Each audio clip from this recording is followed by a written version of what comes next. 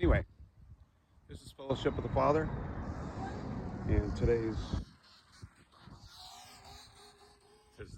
episode will be about friendship. And I'll go ahead and dedicate this one to my buddy Mike. You know who you are, Mike. Love you, man. Anyway, just want to talk about friendships. So, I guess the first thing that really pops in my mind about friendships currently is that I've got one friend in my life that is always there for me no matter what happens. That's my dog Shadow. And when we first got my dog Shadow, he was an absolute mess. And he was a little tiny puppy, and he was a gnawing, obnoxious little chupacabras. He was chewing on my fingers. He was yiping. He was doing all sorts of weird things that made me think, wow, why did we get this dog? But he was my son's. He was my son's pet. Let's see if we could avoid the slamming of the microphone. This is where I live right now. When the sun goes down, I'm out in Southern California, just about an hour south of Orange County. And so when the sun goes down, the wind kicks up. So let me see if I can find a windless area. Maybe I could do that today. So anyway, that's what I'll do. I'll just hang out here. So anyway, we're talking about friendship. So my dog is a crazy little dog, but I hung in there with the dog, and he's become such a great little guy, and I walk him every day in this parking lot, actually. And so hanging in there with friends at times can have a payoff to it. So maybe that can be an encouragement. So nowadays, with all the craziness going on, you can see a whole lot of problems with how hard it could be to not only have a friend, but hold on to friends. So perhaps that was one of the biggest appeals of being in the church that I was in at the time that I was in that church was there's a lot of friendships, and with that comes a lot of getting into people's lives, and for the better and for worse. And so you would have people that were going through things, and you would try to help them with some of the issues that they're running across. Or you would also get into spats, say you would get into problems with those friends. So in one of my earlier videos, I alluded to the fact that I got in a bump,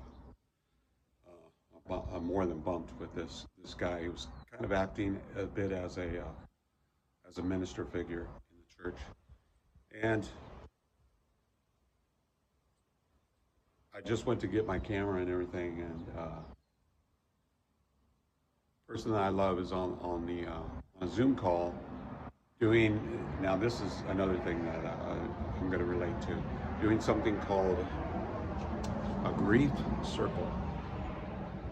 So as you recall, we talked about what the word church means. So the word church literally translates to circle.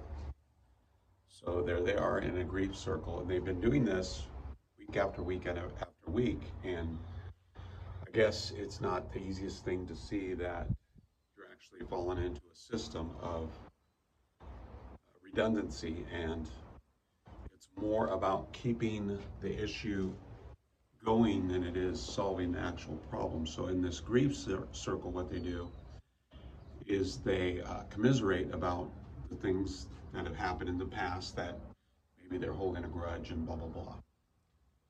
So one thing I'm going to be doing over time, and I know it's taken a while, and I know that it hasn't really come across that way in a lot of ways, is that as time goes by, we're going to be spending a lot more time solving the problem than we are defining the problem.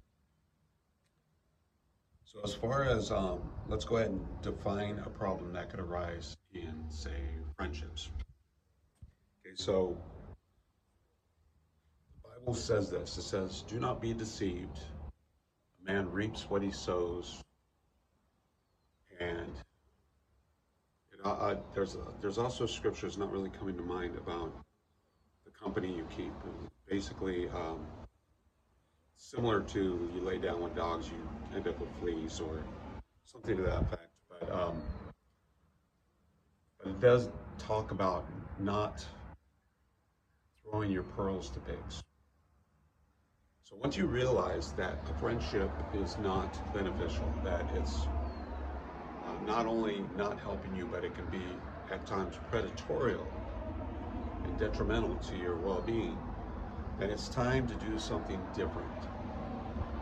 Um, I just got off the phone with my buddy that I waved to in the beginning of this video, Michael, and he's always been a really great friend.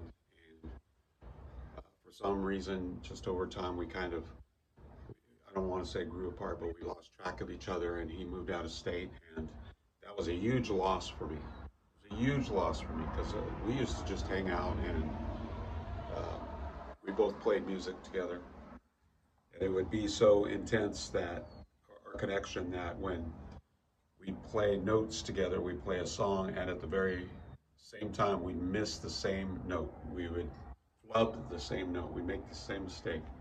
So that takes a little effort to get to that level of connection. So anyway, I want you to consider that this week is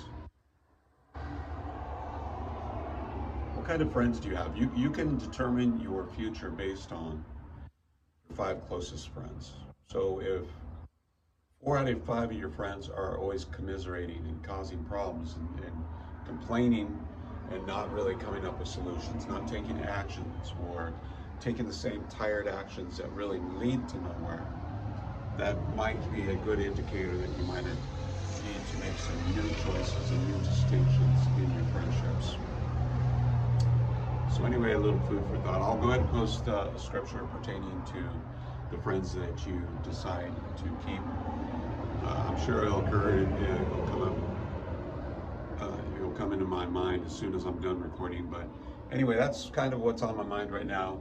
And this is Lawrence, and I hope you enjoyed this this session of Fellowship of the Father. And like, share, and subscribe. And hit that bell for additional videos as they come out. And I will talk to you later. Bye bye.